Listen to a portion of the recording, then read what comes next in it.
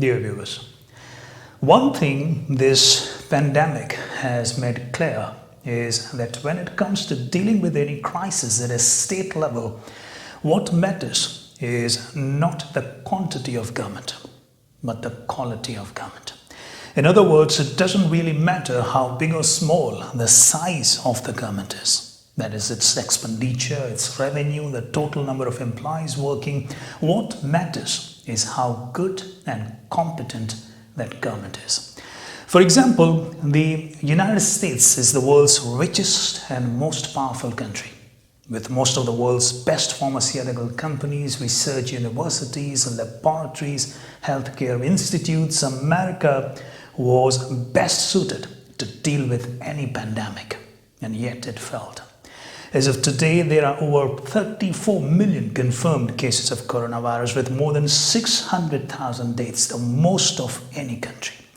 On the other hand, the countries that responded well to the pandemic are not necessarily big ones. South Korea, Singapore, New Zealand are all small states.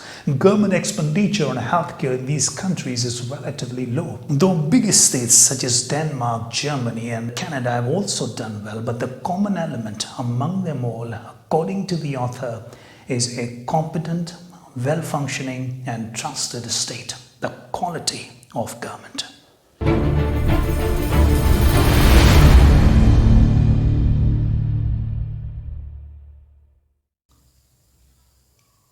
In the context of China's success in dealing with coronavirus, many analysts also questioned whether authoritarian regimes are more effective than democracies. Remember, China, despite being the first country to face the virus, brought it under control in no time. At one point, the government effectively quarantined nearly 750 million people. Its state construction engineering corporation built 2 new hospitals in less than 2 weeks. On the other hand, the United States and Britain, both democracies, did not perform well. Britain's deaths per capita due to pandemic were among the highest in the world.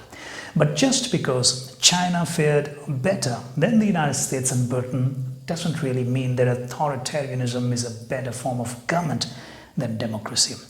Just as good as China was, remember, it also delayed the release of information about the virus. It did not even allow the publication of articles related to COVID-19 until it was too late. The authorities arrested Dr. Li Wenliang, who tried to sound a warning to the world, and he later died of the same disease.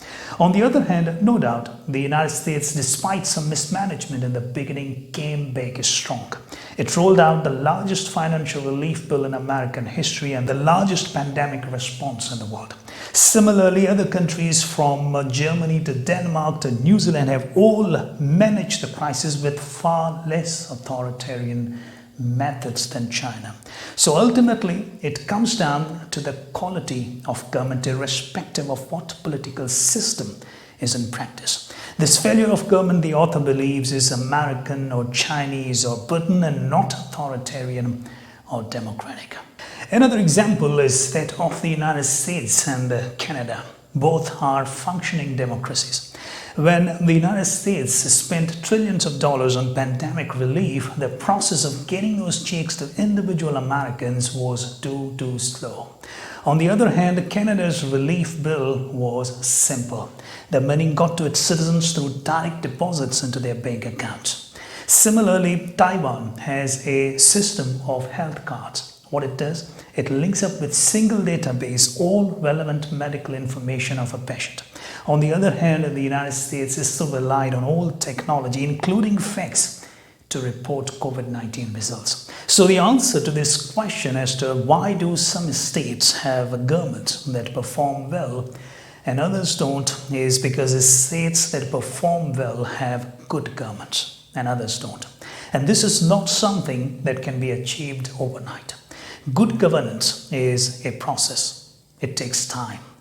Taiwan and South Korea, for example, were not born with good governments. In fact, they began as corrupt dictatorships and it took them decades to develop.